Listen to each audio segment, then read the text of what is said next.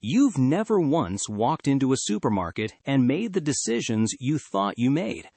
Every item you picked up, every aisle you walked down, every product that somehow ended up in your cart even though you didn't plan on buying it, none of that was random. None of that was you. It was a system, a decades-old, billion-dollar, scientifically engineered system designed to override your logic and manipulate your behavior. And it works on almost every single person, every single time. Here's how deep it actually goes. The moment you walk through those doors, you've already lost. Not because of what's inside, because of the doors themselves. Almost every major supermarket in the world uses a single entrance on the right side of the store, not the left, the right. Because studies show that most people naturally drift left when they enter a large space. So retailers force you in on the right, which means your natural drift takes you deeper into the store before you even realize you're moving. And the first thing you see? Almost never food. Flowers, bakeries, fresh produce with bright colors and natural lighting, things that smell good, look vibrant, feel alive. This is called the decompression zone, a psychological buffer designed to shift your brain from "I need to get this done" mode into something slower, warmer, more open to spending. They're not selling you bread. They're changing your emotional state before you've touched a single product. Now you're inside, and here's where it gets strange. The layout makes no sense. You walked in looking for milk. Milk is as far from the entrance as physically possible. Eggs, too. Bread, too. Every single basic item that almost everyone buys on every single trip, all of them buried deep inside the store, separated from each other, requiring you to pass through as many other aisles as possible to collect them.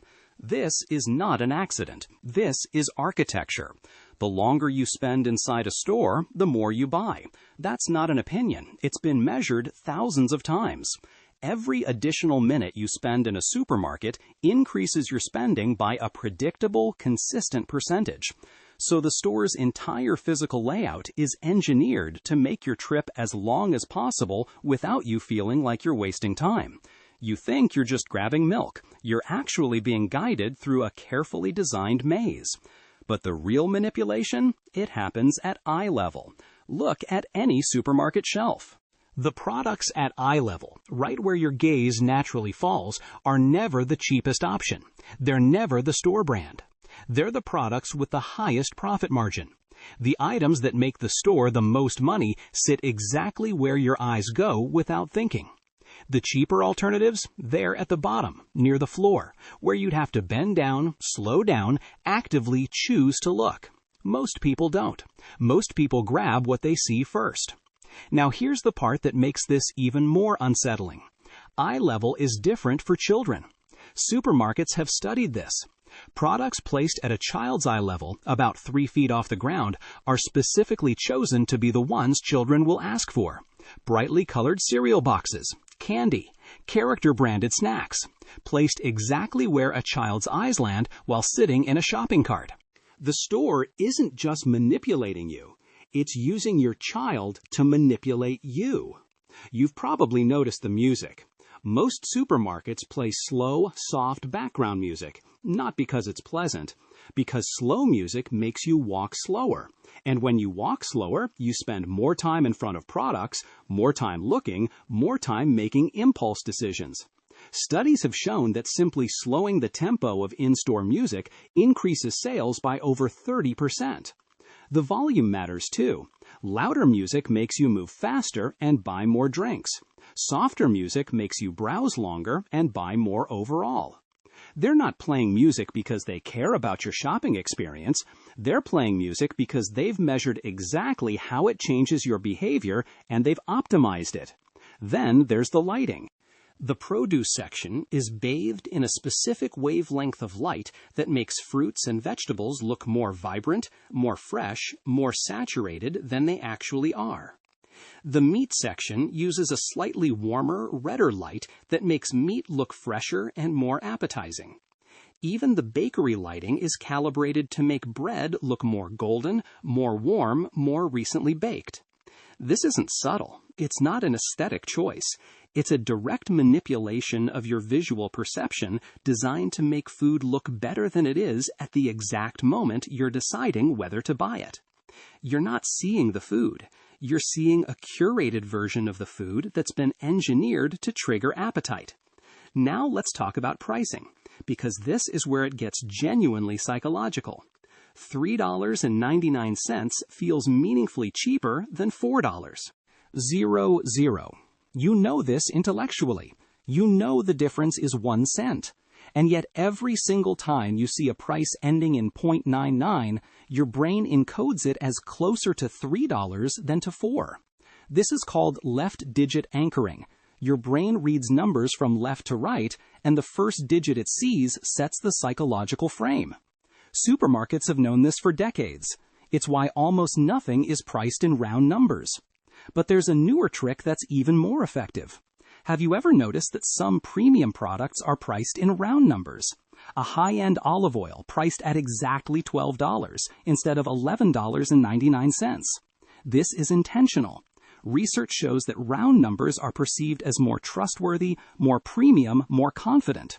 So cheap products use 0.99 endings to feel like a bargain, and expensive products use round numbers to feel like quality. One store, 2 opposite pricing strategies, both engineered to make you spend more. The shopping cart deserves its own discussion. When supermarkets first introduced shopping carts in the 1930s, customers hated them. They felt too big, too impersonal, too industrial. So retailers made them smaller. Customers started using them, but they filled up too quickly and left before spending enough. So retailers made them bigger again. Gradually, over decades, shopping carts have nearly doubled in size. Not because shoppers needed more space, because an empty cart feels psychologically wrong. A cart that's half full feels like you're done. A large cart that's barely a quarter full feels like you haven't really started yet. The size of the cart you push directly influences how much you buy, and the size of the cart is not an accident. Let's talk about the checkout line, the last place before you escape. Everything in and around the checkout area is specifically chosen based on one criteria: impulse purchases. Candy, gum, small snacks, batteries, magazines.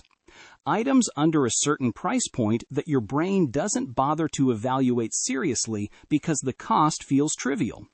But there's a newer version of this that's become even more effective: the self-checkout machine. Studies have shown that people who use self-checkout consistently spend more money, not less. Why? Because the social friction of having a cashier watch you decide whether to put something back is gone.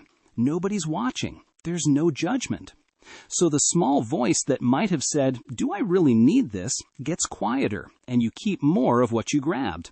They gave you self-checkout because it removes a natural psychological brake on your spending. Here's the part that ties all of it together. None of these systems work because you're stupid.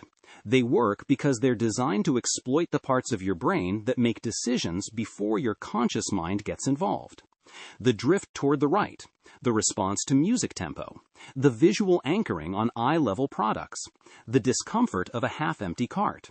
These are not logical decisions. They're automatic responses, and automatic responses can be designed around. The supermarket isn't selling you food. It's engineering an experience that makes buying food feel natural, easy, obvious, and desirable, while quietly ensuring that every step of that experience maximizes what ends up in your cart. You walked in for milk. You left with $60 of things you didn't plan on buying. And every single one felt like your idea.